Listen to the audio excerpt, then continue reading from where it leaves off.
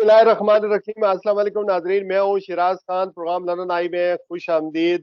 मेरे साथ हैं मीरपुर डिग्री कॉलेज के साबिक प्रिंसिपल प्रोफेसर मोहम्मद रफीक भट्टी साहब। अस्सलाम वालेकुम। जी जी, वालेकुम सलाम मोहतरम शहराज भट्टी खान साहब, जी। भट्टी साहब बहुत शुक्रिया आपके वक्त का। आप कई किताबों के मुसन्नफ हैं, शायर हैं, अदीब हैं, एजुकेशनिस्ट हैं। एजुकेशन के हवाले से आपका बड़ा एक काम है, आपके शागिर्द दुनिया भर में मौजूद हैं। उनमें से मैं भी मौजूद हूँ। ये फरमाइएगा कि मीरपुर की तहसील है डडियाल, आज़ाद कश्मीर, वहां जी पर जी पाकिस्तान का जी झंडा उतारने की का वाकया पेश आया है, जिसको इंडिया ने जी जो इंडियन मीडिया है उसने बड़ा हाईलाइट किया है। आपके पास इस हवाले से क्या मालूमात है, ये वाकया किस तरह पेश आया और वो कौन अफराद हैं जो इसमें मुलव्वस हैं, जिन्होंने पाकिस्तान का सब्ज हिलाली परचम उतारने की जिसारत की? जी, बिस्मिल्लाहिर्रहमानिर्रहीम। शहराज खान जी, जड़ियाल में एक चौक है, मकबूल शहीद चौक, और उस चौक में अमूमन जो है वो मकबूल भट्ट की तस्वीरें होती हैं। तो 14 अगस्त को वहाँ झंडा पाकिस्तान का लहराया गया था। तो वहाँ लिबरेशन फ्रंट के कुछ लोग हैं और वो मकबूल भट्ट के शहदाई भी हैं, और उन्होंने कहा जी कि ये झंडा जो है उनको आप यहाँ न लगाएं। उन्होंने फिर ये एक प्रोग्राम के तहत झंडा वहाँ उन्होंने लगा दिया, साथ होके लगाया कि वहीं बाद में हम 14 अगस्त के बाद उतार देंगे। फिर वो उन्होंने ज़ब्ता किया जी आप उतार दें, तो वो ना उतारने की वजह से उन्होंने कोई भूख हड़ताल कर दी, जैसे बयान किया जाता है। और भूख हड़ताल के बाद फिर वो इंतजामिया ने कहा जी कि आप ये झंडा उतार दें। फिर उन्होंने खुद उतार दिया।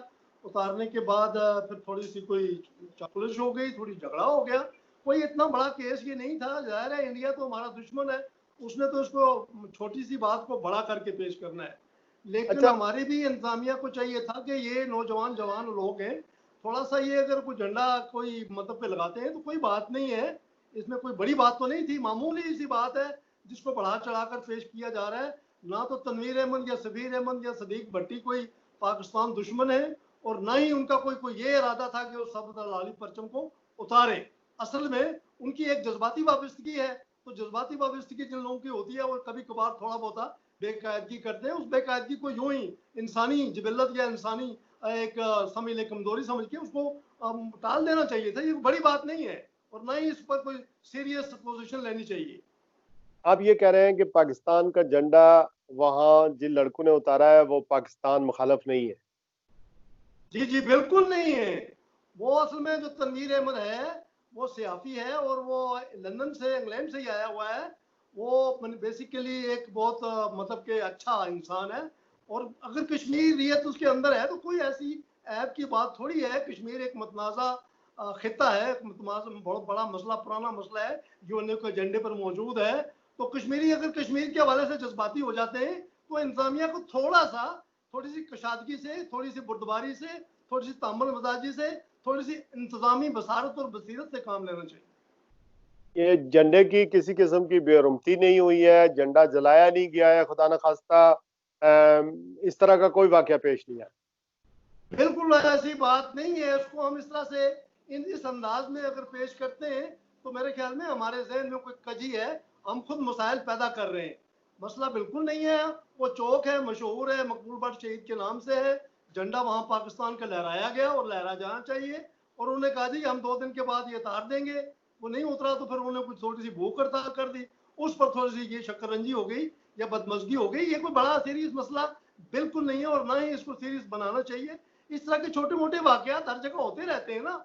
ये कोई ऐसी बात नहीं है मेरे नजदीक। तो ये नॉर्मल सी बात है। एक बार मेरे तो कॉलेज पर भी एक बार लड़कों ने लगा दिया था। अब मैं लड़कों से झगड़ा तो नहीं कर सकता। मैंने उन्हें कहा यार तुमने लगाना है लाओ, मैं खुद लगा देता हूँ। तो दूसरे दिन मैंने उतार दिया। बात इतनी सारी थी। ये तो इंसानी बसारत होनी चाहिए। तो इससे जो ये तासर जा रहा है कि खुदा न खास्ता आज़ाद कश्मीर के लोग जो हैं वो पाकिस्तान का झंडा आज़ाद कश्मीर में नहीं देखना चाहते हैं, ये सरासर गलत है, आप ये समझते हैं? नहीं, ऐसी कोई बात नहीं है। ये कुछ लोग जो हैं वो माइनर को मेजर बना देते हैं और इशू बना के पेश करते रहते हैं। मैं उसको यूं ही एक आम सी बात समझता हूं। तो अगर कुछ लोगों के दिल में ही कोई कमजोरी है या उनके ज़हनी तौर पर वो कुछ अपने मफादात के पीछे पड़े हुए हैं, तो वो और बात है। झंडा लगाया गया, एक जवान ने उतारा, बस ठीक है। उसको पूछना था यार क्यों उतारा है उसको, वो हो सकता है कि वो जज्बाती हो, तो जज्बात का जवाब जज्बात तो नहीं होते। जज्बात का जवाब जो है वो एहतमाम होता है, इंतजाम होता है, बसारत होती है, बसीरत होती है। प्रोफेसर रफीक भट्टी साहब, ये फरमाइएगा कि ये जो दो अफराद गिरफ्तार हैं, ये क्या फौज की तावील में है या पुलिस की तावील में है, और इनकी बेल होनी के मामलात किस तरह के हैं? इनकी बेल हो जाएगी? इनको किस जुर्म के तहत जो है इन्होंने गिरफ्तार किया है, और इसका देखिए रद्दी जी, अमल? मैं खुद नहीं है और इसको इशू नहीं बनाना चाहिए और इसको नॉर्मलाइज करना चाहिए। बहुत शुक्रिया प्रोफेसर रफीक भट्टी साहब, मामले पर अपनी जो है वो गुफ्तगू फरमा रहे थे, और उनका ये कहना था कि पाकिस्तान का सबसे अलाली परचम जो है वो आज़ाद कश्मीर में किसी जगह उसकी बेहरमती नहीं हुई है।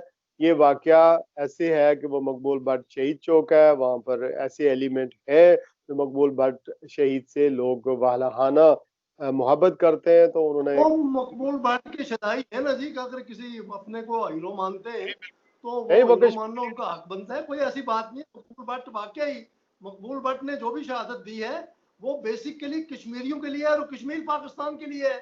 तो अब इसमें अगर हम सोचें तो ये कोई ऐप की बात नहीं है।